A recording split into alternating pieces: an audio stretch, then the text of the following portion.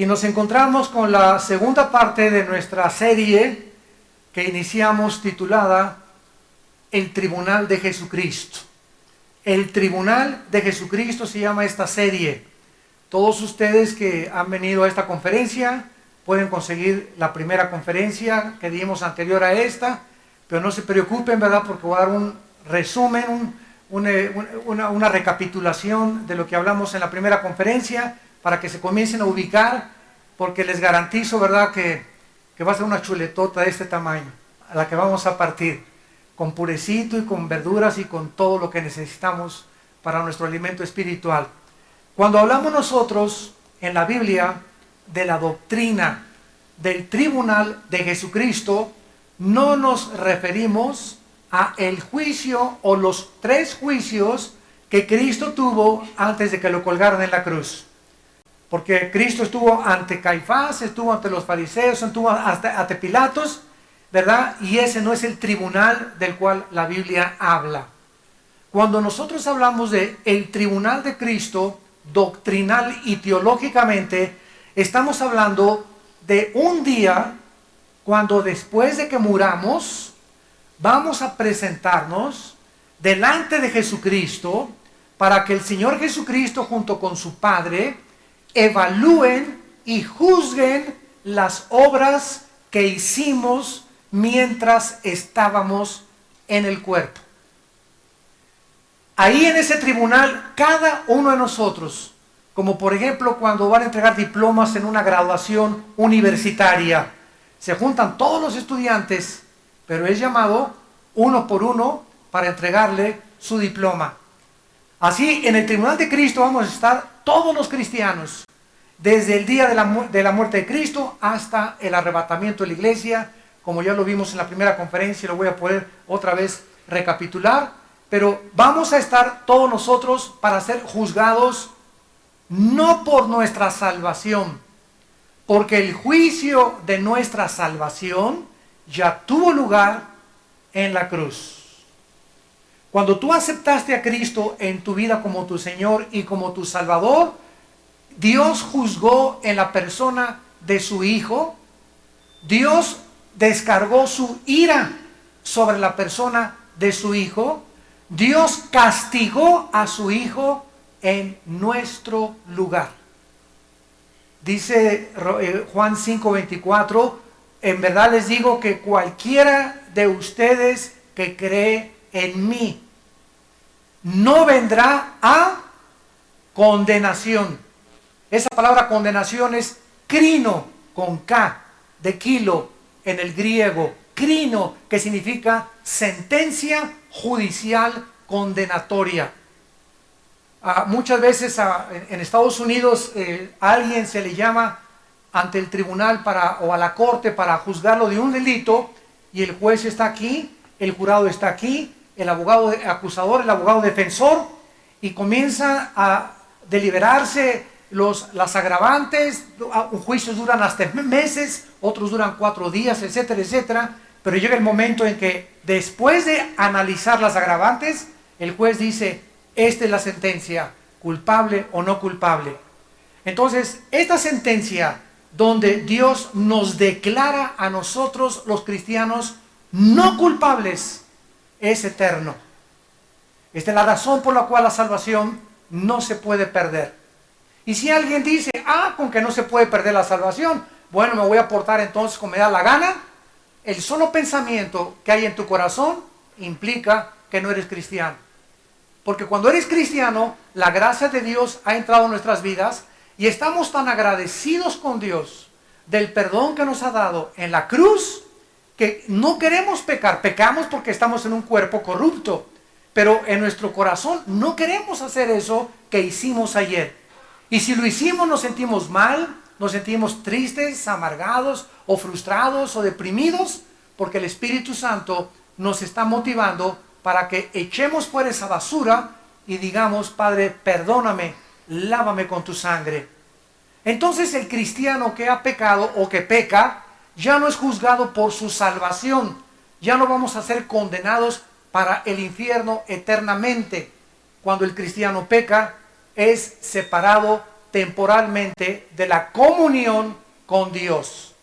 Entonces no perdemos la salvación, perdemos la comunión con Dios cuando pecamos. Muy bien, en Romanos 8:1 dice, ninguna condenación, otra vez es la palabra crino, ningún juicio judicial condenatorio hay para los que están en Cristo Jesús.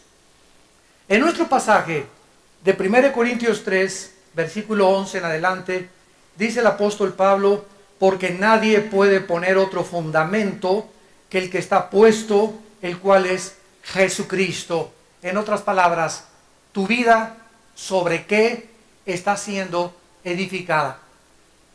Si tu casa está edificada sobre un terreno móvil, un terreno aguado, un terreno flojo, cuando venga la lluvia, los cimientos de tu casa se comienzan a hundir. Porque el fundamento de tu casa es falso. No se hizo un fundamento de piedra para sobre ese hacer tu casa.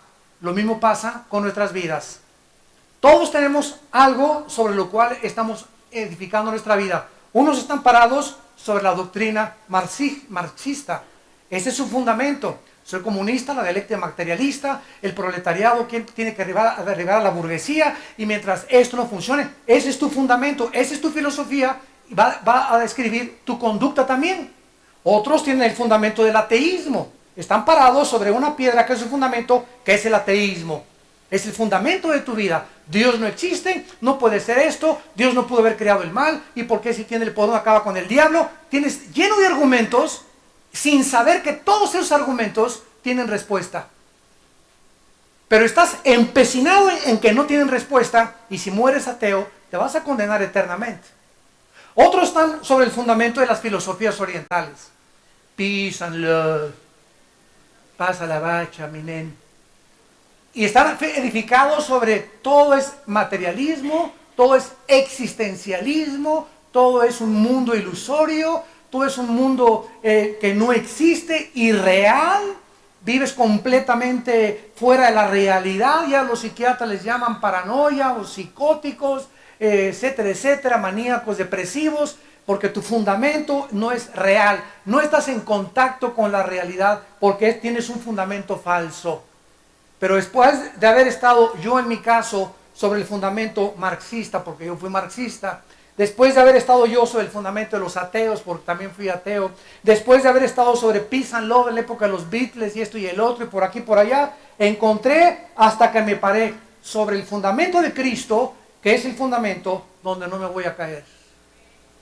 Donde mi vida está siendo edificada, donde adquiero propósito y conocimiento para vivir, donde tengo una seguridad hacia dónde va mi vida, donde tengo la conciencia tranquila que mis pecados han sido perdonados en la cruz del Calvario, donde tengo esperanza para mis hijos, para nuestros nietos, donde tenemos esperanza de que este mundo va a pasar rápidamente, que nos está esperando la resurrección de los muertos y la otra vida, porque tenemos un fundamento que es sólido. Y si no es Jesucristo tu fundamento, ¿sobre qué estás edificando? Es a lo que se refiere este versículo. No podemos poner otro fundamento que el que está puesto, el cual es Jesucristo. Y si sobre este fundamento, versículo 12, alguno edifica, y vean ustedes que podemos edificar nuestra vida con dos clases de materiales. La primera es oro, plata y piedras preciosas, que significa materiales no combustibles. Si tú tienes una construcción de oro, de plata y de piedras preciosas y viene el fuego, ¿verdad? No se cae la casa. Y la otra clase de materiales es madera, heno y hojarasca. En otras palabras, nuestras vidas van a ser pasadas por el fuego.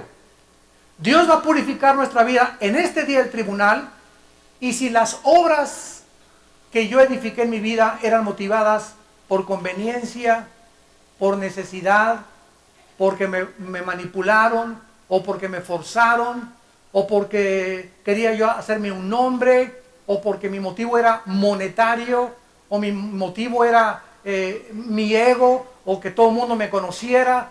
Sí, quiero que sepan todos que espiritual soy. Cualquier motivo equivocado que tenga mi vida y tu vida será pasado por el fuego.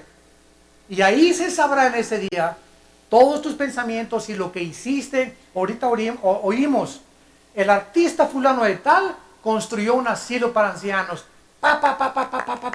La artista cantante número fulana de tal hizo un asilo o un orfanatorio para niños, altruista. Ah, qué buena, este tiene un buen corazón, este también tiene un buen corazón. Lo que no sabemos es el motivo por el cual los artistas o los millonarios que existen hacen lo que hacen. Porque lo hacen, no lo hacen para la gloria de Dios, lo hacen para limpiarse un poco sus conciencias de tanta maldad. Para limpiarse sus conciencias y para que ellos mismos se autocalifiquen. Realmente no soy tan malo como dicen que soy. Al Capone, no Al Capone en los discos, ¿verdad? Al Capone en la época de los 20, 30 en Chicago, llegaba, ¿verdad?, con la ametralladora y mataban a 400 el día de San Valentín, mataban a más de 500 personas. Y al otro día Al Capone se viste de Santa Claus y se va afuera de un hotel en Nueva York a entregarle dulces a los niños.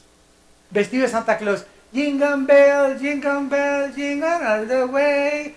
Y después llega a su casa y no soy tan malo. Les di dulces a los niños, hice una buena obra. Y así creen ellos que con estas cosas se puede limpiar un poco las conciencias. Pero su conciencia les acusa que solo la sangre de Cristo nos limpia de nuestro pasado.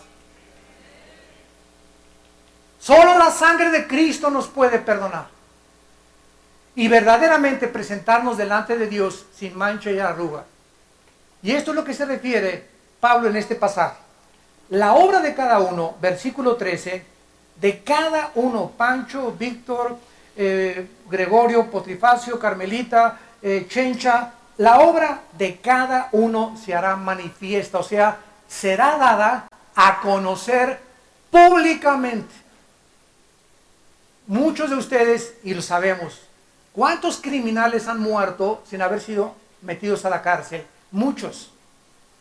¿Cuántos violadores no han sido alcanzados por la justicia? Muchos. ¿Cuántos adúlteros se han salido con la suya? Muchos. ¿Cuántos fornicarios? ¿Cuántos homosexuales todavía creen y se casan y creen, ¿verdad?, que pueden ser felices y que son aceptados por la sociedad y la sociedad les aplaude? Creen todavía y así se mueren y no sabemos, o no saben ellos más bien, de que el juicio viene después de la muerte. Hebreos 9:27. Está establecido a los hombres que mueran una sola vez. No hay reencarnación, no hay transmigración, no hay purgatorio. Cuando tú mueres, cielo o infierno. No hay más que dos cosas en la palabra de Dios. Entonces, hay mucha gente que vemos que se mueren y se mueren en pecado.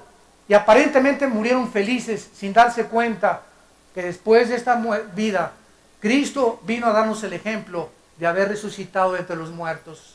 Y habernos garantizado con su resurrección de que tú y yo vamos a ser juzgados el día de Cristo. Ahora muy bien, dice aquí este pasaje, si permaneciera la obra de cada uno, versículo 14, que sobreedificó, recibirá recompensa.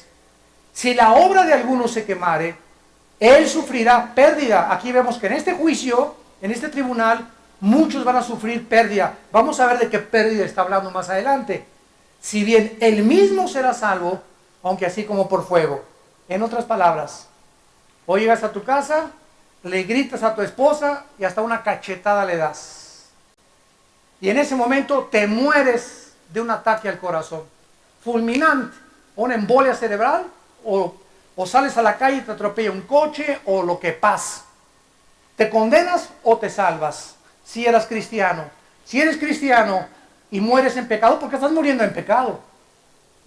Te moriste enojado, agrediste a tu esposa, y entonces perdiste la salvación. La Biblia dice que no la pierdes. Vas a ser salvo por fuego. ¿Por qué? Porque no puedes perderla. Si eres verdaderamente cristiano, en la otra vida, en el tribunal de Cristo, ahí vamos a ver qué es las consecuencias que tendrá cuando muchos cristianos mueran en pecado. O mueran sin haber confesado pecados que no quisieron confesar y los alcanzó la muerte. Y como la salvación no se puede perder, ¿qué pasará con esos pecados? Número 1, en la cruz Cristo pagó por los pecados pasados, presentes y futuros de cada uno de nosotros. En la cruz de Cristo todo nuestro historial está borrado, pasado, presente y futuro. Pero como ya no tengo condenación, los pecados mientras yo estaba en el cuerpo no me van a llevar al infierno, me van a llevar al tribunal de Jesucristo. ¿Me van entendiendo? Van siguiendo esto cronológicamente y lógicamente, porque es muy importante que no tengas dudas para que tú puedas, después de esta serie, estas conferencias, estar certero y seguro, ¿verdad?, de que de Dios nadie se puede burlar. La obra se quemará, si bien el mismo será salvo, aunque así por fuego. Muy bien, vamos a ver ahora a continuación la perspectiva teológica del juicio, o los dos juicios que los cristianos hemos enfrentado después, ¿verdad?, antes de que nosotros muramos. Cuando yo muera, ya tuve yo dos juicios. El primer juicio fue cuando creí en Cristo, porque en la cruz Dios juzgó mis pecados. Que abortaste 5 veces, mataste a 40 personas, hiciste desastre y medio, te divorciaste 6 veces, incendiaste la colonia Peralvillo, ¿verdad? Y lo que hayas hecho en tu vida, en el momento que recibes a Cristo, tu pasado nunca será revuelto, nunca será otra. Las cenizas no vuelven a arder. Ya fue juzgado en la cruz de Cristo. Esto se llama gracia. El mundo no lo entiende. Estas son las buenas noticias de que no tienes que morir en tus pecados, que alguien ya pagó por ellos en la cruz. Esto se llama la gracia de Dios. Un regalo que Dios nos da sin que lo merezcamos.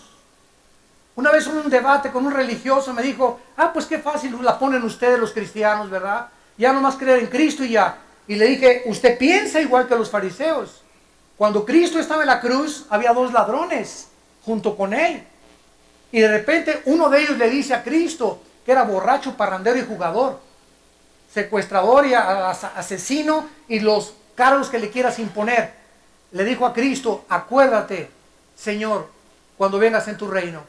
Y Cristo le dijo, hoy estarás conmigo en el paraíso. Los fariseos abajo en la cruz han de haber volteado y han de haber dicho, qué fácil, ¿verdad? Y ahorita, en 10 segundos, todo lo que hizo fue borrado, ¿verdad? Y nosotros ayunamos, nos vamos de rodillas a la villa, hemos hecho esto, hemos hecho aquello, hicimos asilos para ancianos, hicimos asilos para huerfanitos, y ya de repente es perdonado para siempre. Así es, contesta Cristo. ¿Te gustó? ¿Por qué? Porque la palabra de la cruz es locura el que se pierde. El mensaje que tenemos en la Biblia choca contra el intelecto humano, contra la soberbia humana que anhela querer hacer buenas obras para salvarse. No, si no voy al cielo es porque fui muy bueno, porque hice muy buenas obras, me merezco la salvación. La salvación no tiene nadie mérito alguno en ella, es por gracia. Vengan como están, es el mensaje de la Biblia. Vengan como están, y si sus pecados fueren negros como el carbón, como la blanca lana vendrán a ser. ¿Y qué tengo que irme primero a la villa? ¿Tengo que hacer sacrificios? ¿Tengo que ayunar? Nada. Dios lo hizo todo en la cruz. Todo.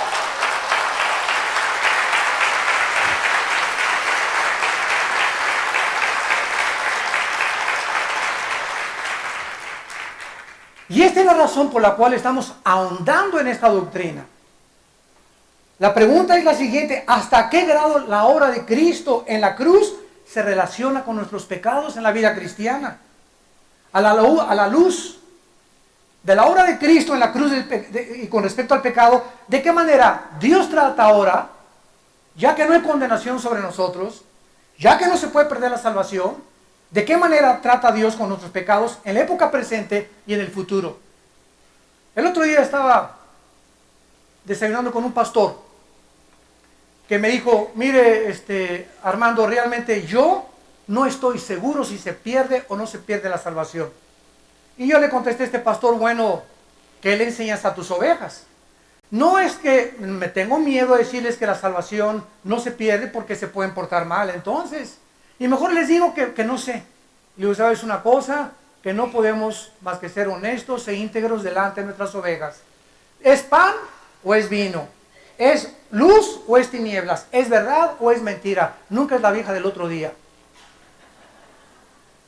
Entonces me dijo, ¿qué me quieres decir? Y le dije, si tú tienes miedo de que si tú predicas que la salvación no se pierde, la gente se va a aprovechar, le dije, ese es problema de la gente. A nosotros no nos interesan las consecuencias de este mensaje. Nosotros tenemos que entregar este mensaje fiel como la Biblia lo dice. Lo que pase con la gente ya no es nuestro problema. Son consecuencias que le van a dar cuenta a Dios.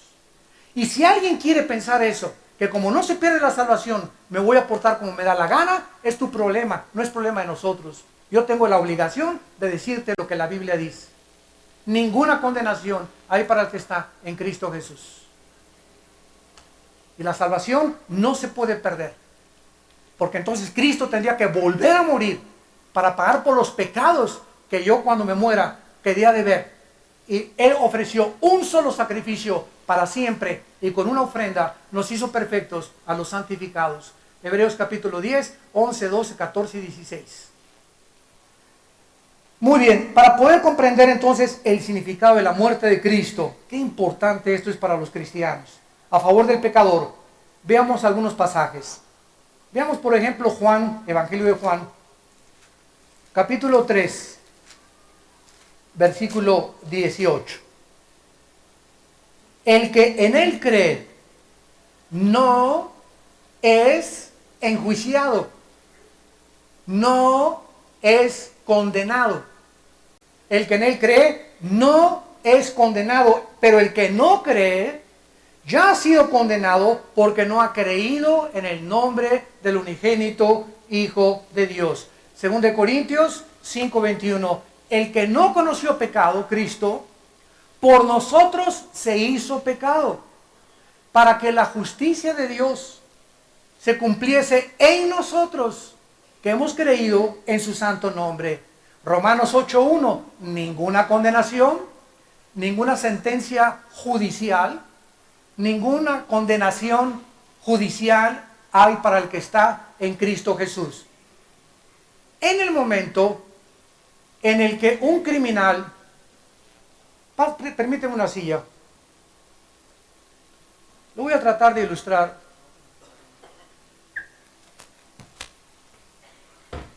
Más claramente. Me voy a poner aquí para que todos me vean. Esta es la silla eléctrica. Yo soy el pitirijas, tijas, cuijas. Borracho, parrandero, asesino, secuestrador. Y aquí está el juez con los cargos contra mí, me hallaron culpable. La sentencia, cuando el juez la dictó, fue la pena capital.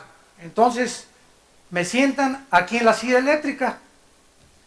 La sentencia dice muerte, traen un grupo de testigos para que me vean cuando me están electrocutando y den fe de que realmente me morí.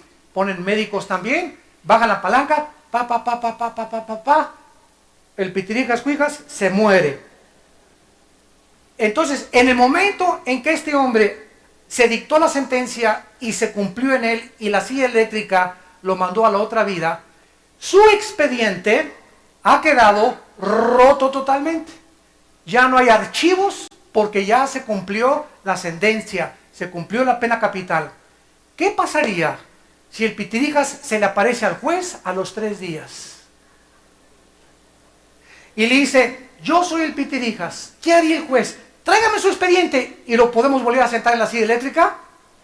No, ¿verdad? Todos ustedes que son abogados o estudian la jurisprudencia saben que no hay un caso igual. ¿Por qué? Porque no se puede condenar a ninguna persona 2 veces. Una vez que se dicta la sentencia y se cumple la sentencia, no se le puede volver a condenar por los mismos delitos porque ya la sentencia fue ejecutada. Cuando Cristo estaba en la cruz del Calvario, Él, todo el juicio de Dios y la muerte que nosotros merecíamos, la llevó Él. Y dice Romanos 6, del 3 al 6, que cuando estaba Cristo en la cruz, estábamos nosotros con Él. ¡Qué revelación! ¿Cómo que estábamos? Si yo nací 2000 años después, espérenme tantito. Por eso la palabra de Dios es maravillosa. Son los pensamientos de Dios. Que estábamos con Cristo en la cruz. Y cuando Él recibió la descarga, el castigo de los pecados, estábamos nosotros muriendo juntamente con Él. Y cuando Cristo lo bajan de la cruz y lo entierran, a nosotros íbamos con Él en su entierro. Fuimos enterrados con Él. Y cuando Cristo resucita, levantó a todos nosotros juntamente con Él. Esto es la vida nueva. Y ahora que ya la sentencia se ejecutó en la persona de nuestro sustituto, ya no hay expediente contra nosotros. Dios ya no tiene nada de qué acusarnos, porque ya se dictó la sentencia en la persona de su Hijo Jesucristo. Veamos esta verdad en Colosenses capítulo 2. Ya ninguna condenación, ya no nos puede juzgar Dios dos veces. Violaría Él su propia palabra. Dice en Colosenses capítulo 2, versículos del 13 al 14, y a ustedes, Colosenses 2, 13 y 14, estando muertos en pecados, porque así estábamos nosotros, ¿verdad? Y en la incircuncisión de vuestra carne, os dio vida juntamente con Él. ¿Cuándo sucedió esto? Cuando Él resucitó. ¿Qué hubiera pasado, para irme con más despacio, si Cristo muere en la cruz y no resucita? ¿Fueron juzgados los pecados? Claro, ¿verdad? Entonces, simplemente a nosotros también se nos hubieran perdonado, pero no hubiéramos tenido una vida nueva. No tendríamos la garantía de vivir una vida resucitada. Era necesario que el Hijo de Dios no solamente muriera, sino que se levantara de entre los muertos para levantarnos juntamente con Él. Versículo 14. Anulando, o sea, cancelando el acta, o sea, los mandamientos que nos eran contrarios o de los decretos que había contra nosotros. Tú ahorita, si no eres cristiano, Dios tiene un registro contra ti. Tú has pecado, Paco. Tú has pecado, Chencha. Tú has pecado, Carlos. Y aquí está, lo tengo, dice el Señor. Tus pecados no los puedes ocultar. Si tú mueres con esta lista que yo tengo contra ti, te condenas y te vas al infierno.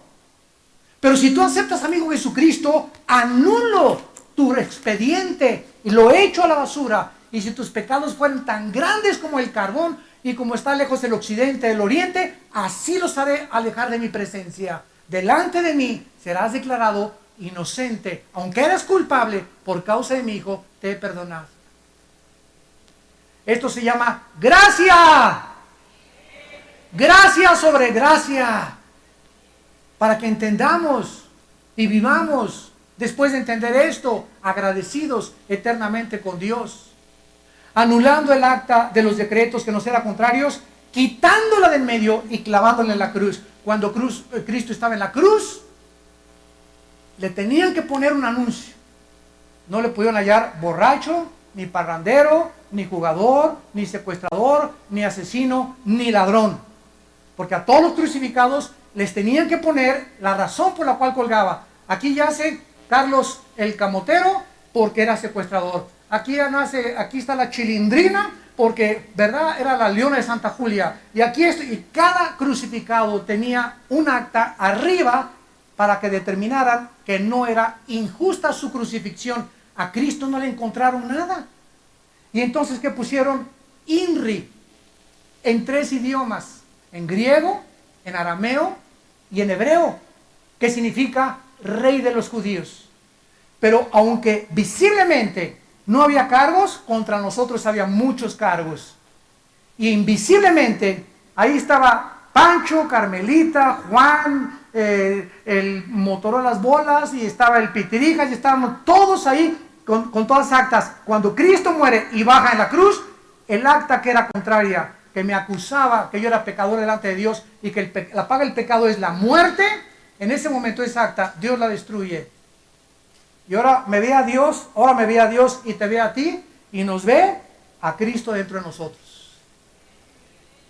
Nos ve a través de la sangre de su Hijo Jesucristo. Y ya Dios no nos puede condenar, somos sus hijos. Y lo que nos ha dado es eterno. No es una salvación temporal, es una salvación eterna. No se puede perder porque hubiera sido temporal. Pero como es eterna, salvación eterna, ya estamos en la eternidad. Entonces, ya fuimos juzgados en la cruz del Calvario los cristianos. Pero ahora, mientras estamos en el cuerpo, pecamos. O te dicen San Crisóstomo. Ni San Crisóstomo era querubín. No hay nadie que no haya pecado más que Jesucristo.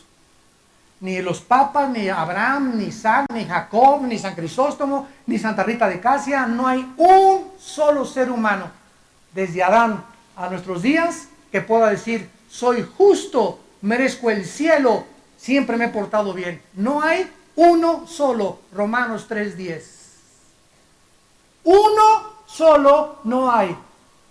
Es más, en Apocalipsis capítulo 5, cuando Dios tiene el rollo con los 7 sellos, así eran los rollos romanos, y ponían un sello de cera, 1, 2, 3, y el anillo del rey o de la persona que mandaba este mensaje.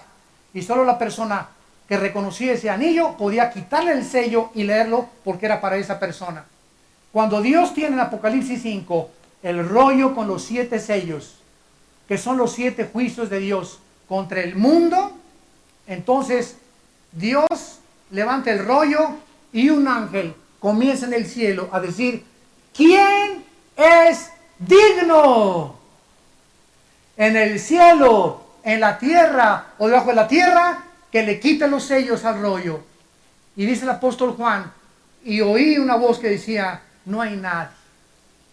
Ni Abraham, ni Isaac, ni Jacob, ni San Crisóstomo, ni Santa Rita de Casia, ni el Papa, ni nadie es digno, nadie, ni los querubines, ni los ángeles, ni los serafines, ni San Judas Tadeo. Nadie se encontró digno de quitarle los sellos. Pero voltea Juan y en el trono de Dios dice, he aquí el león de la tribu de Judá. El Cordero de Dios.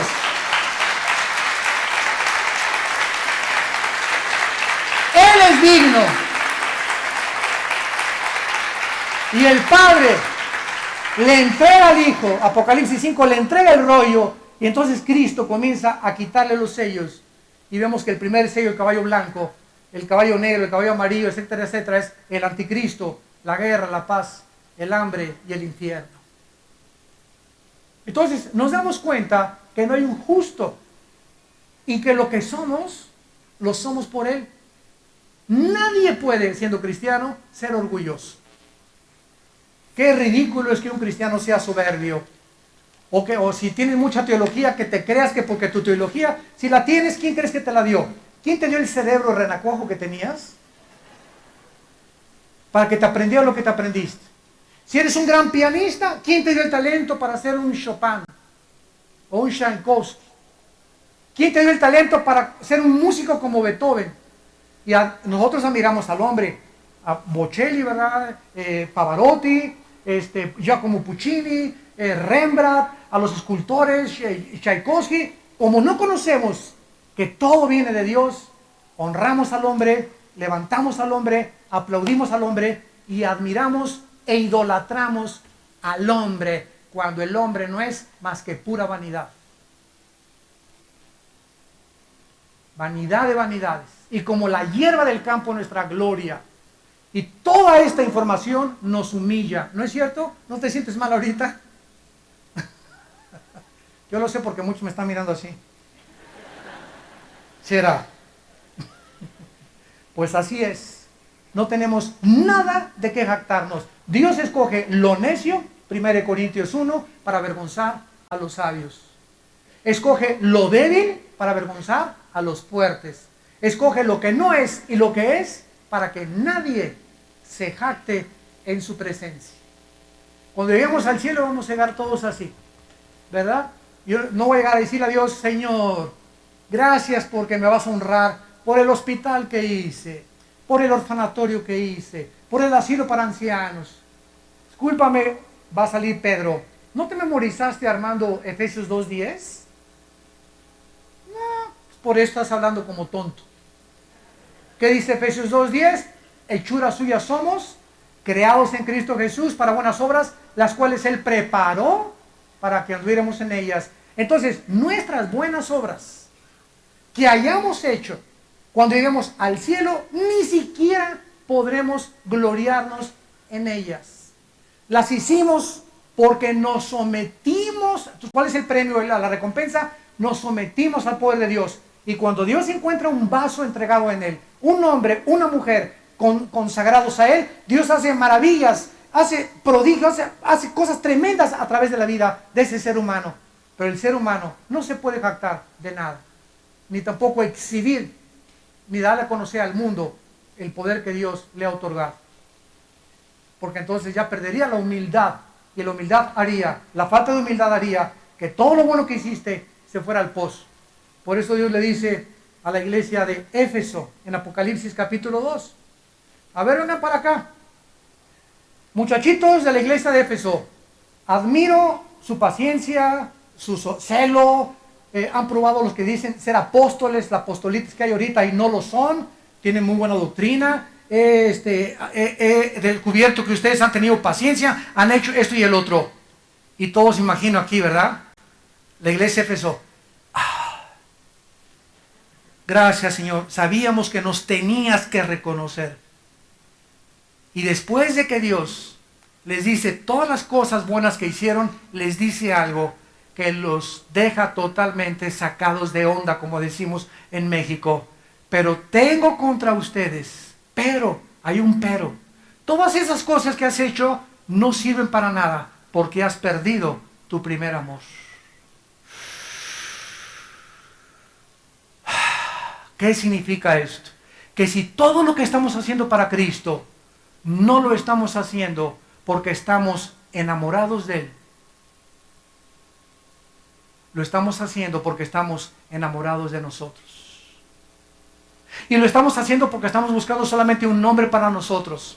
Reconocimiento de los hombres, reconocimiento de las gentes, reconocimiento de las ovejas, reconocimiento de mi familia. Todo lo que yo haga para exaltar mi ego y para que la gente me vea y me aplauda y me honre, no tiene valor delante de Dios. Lo que hago tiene que ser motivado por el amor a Cristo. Cuando llegues al cielo, y cuando yo llegue al cielo, Dios no nos va a preguntar, Armando, ¿cuántas almas ganaste? Mire, señor, fui el evangelista, gané 50 millones de almas. Qué bueno, buen siervo. Y construí 50 iglesias. Y mis iglesias tenían, Señor, candeleros franceses y alfombras persas y aire acondicionado. Y éramos una mega iglesia en el Distrito Federal. Buen siervo. Pero eso no me interesa. Me interesa que me contestes esta pregunta antes de que entres al cielo. ¿Cuánto te pareces a Jesús?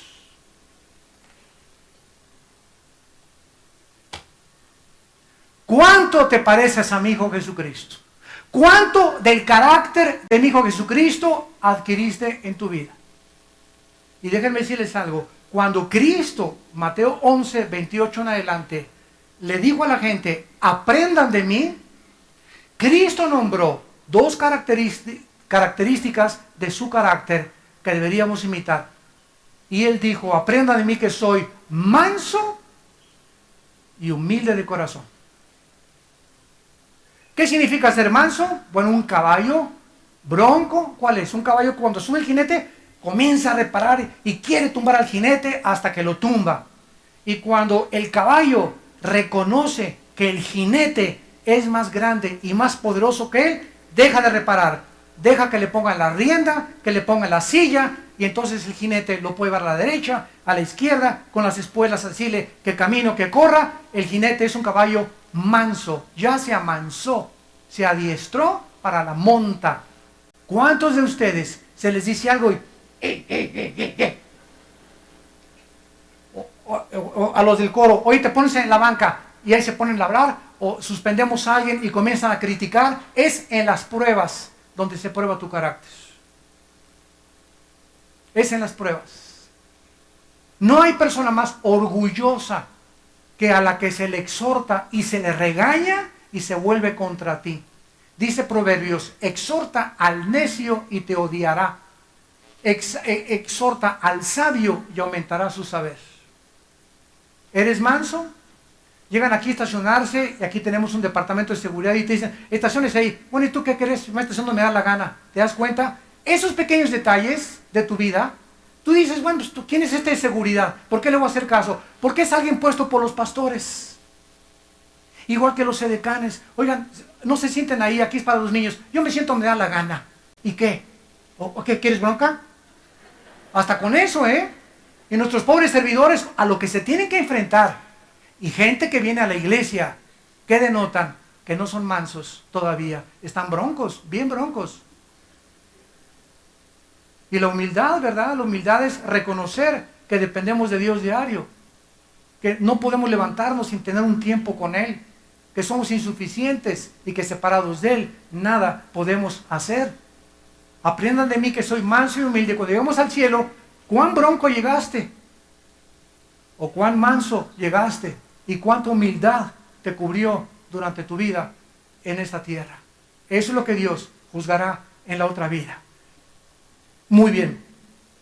El otro juicio, 1 Corintios capítulo 11, el otro juicio que tuvimos los cristianos antes que nos presentemos en el tribunal de Jesucristo, 1 Corintios 11, se llama el autoexamen. El autoexamen.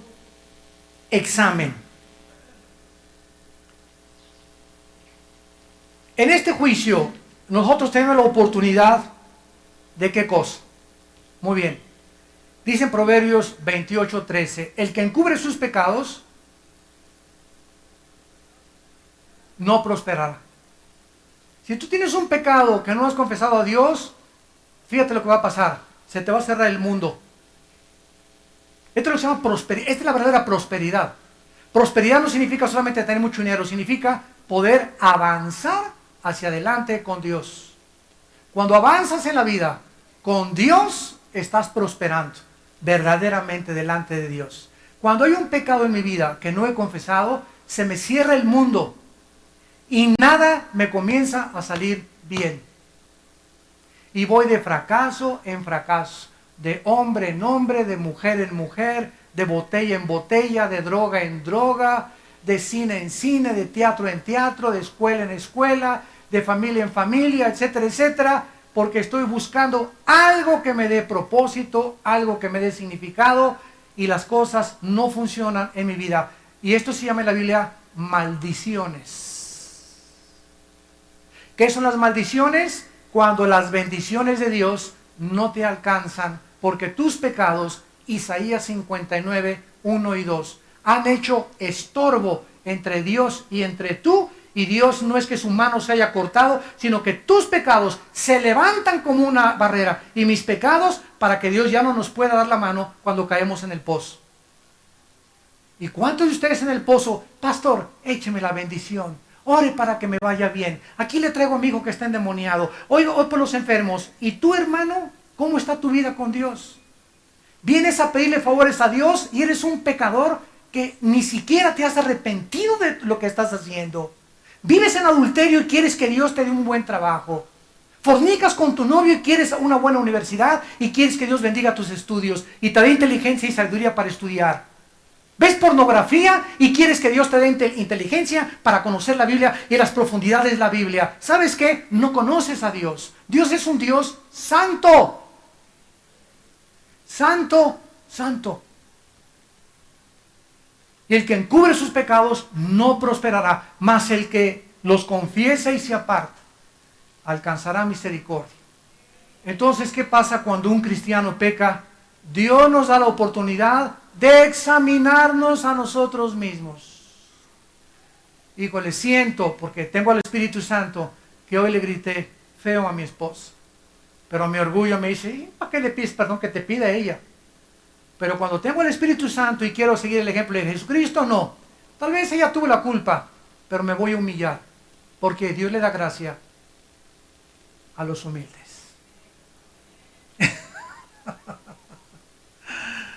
Qué bendición es humillarse. El de seguridad ahí me dijo que me estacionara ahí y yo no le hice caso. Eso fue el domingo pasado. No, lo voy a ir a buscar ahora. Y le voy a decir, hermano, el domingo pasado, el martes aquí o el jueves en el estudio, te me puse al brinco, te pido que me perdones. Eso limpia tu pecado y te hace humilde y te da a Dios más gracia sobre gracia. Y comienza Dios a abrirte puertas y comienza a darte revelación y te comienza a bendecir porque Dios da gracia a los humildes y resiste a los soberbios. Vean lo que le pasó en 1 Corintios 11 a la iglesia de Corinto. Ya estamos bajo el nuevo pacto con la iglesia de Corinto. Versículo 27 en adelante. 1 Corintios 11. Y estamos analizando la cena del Señor. Y dice, de manera, versículo 27, que cualquiera que comiere este pan o bebiere esta copa del Señor indignamente, o sea, sin reconocer y sus pecados, o estando mal con alguien y no habiéndole pedido perdón, será culpado, está hablándole a los cristianos, será culpado del cuerpo y de la sangre del Señor. Por tanto, aquí está, y se nos manda el Espíritu Santo, pruébate. Hoy tomamos la cena del Señor. ¿Cuántos de ustedes, antes de tomar la cena como si fuera horchata, estamos ante un acto solemne? Es un mandamiento precioso que nos dejó la iglesia y el matrimonio, ¿verdad? Son los sacramentos que tenemos como cristianos y el bautismo, el matrimonio y la cena del Señor. En esa ceremonia preciosa que tenemos de la cena del Señor, al tomar la copa, no estoy tomando a Cristo. Estamos recordando, haciendo memoria de lo que Él hizo en la cruz. Y como sé que por Él yo soy salvado de mis pecados, híjole, voy a tomar la cena del Señor. Pero me peleé con mi esposa, me acosté ayer con mi novio, le insulté a fulano de tal, al pastor hablé mal de él, tijerité a estas personas. En ese momento tenemos que pedirle al Espíritu Santo, Señor, examíname. Quiero ser sincero, muéstrame ahorita en qué he fallado. Y si tú tomas la cena sin haberte examinado, estás comiendo y estás bebiendo juicio, no condenatorio, juicio temporal. Sigamos leyéndolo. Por lo cual, versículo 30, vean esto, por lo cual, por tomar la cena del Señor, sin confesar tus pecados, hay muchos enfermos y debilitados entre vosotros, y muchos inclusive se van a morir antes de tiempo, y muchos duermen. Muchos en la iglesia de Corintio estaban enfermos. Ah, pero hay campaña de sanidad. Vamos a la campaña de sanidad para que nos ponga el hermano. Y ya los predicadores, bueno, sé sano. Ese predicador no ha leído 1 Corintios 11. Que muchos de los que están ahí vienen enfermos porque no han confesado sus pecados. Y como se quieren burlar de Dios, creen que nomás la varita mágica de Aladino, y ande con la varita mágica, ya le llaman Aladino al predicador. En ese momento van a ser sanados. Y se das cuenta que no eres sanado. ¿Por qué? Porque Dios no puede ser burlado. Yo cada vez le pido más y más a Dios cuando ore por algún enfermo. Dame, Señor, dame el discernimiento. Muchas veces le digo a la persona, llega un hombre así de gordo, ore por mí. No oro por usted, le digo. Póngase a dieta y oro por usted.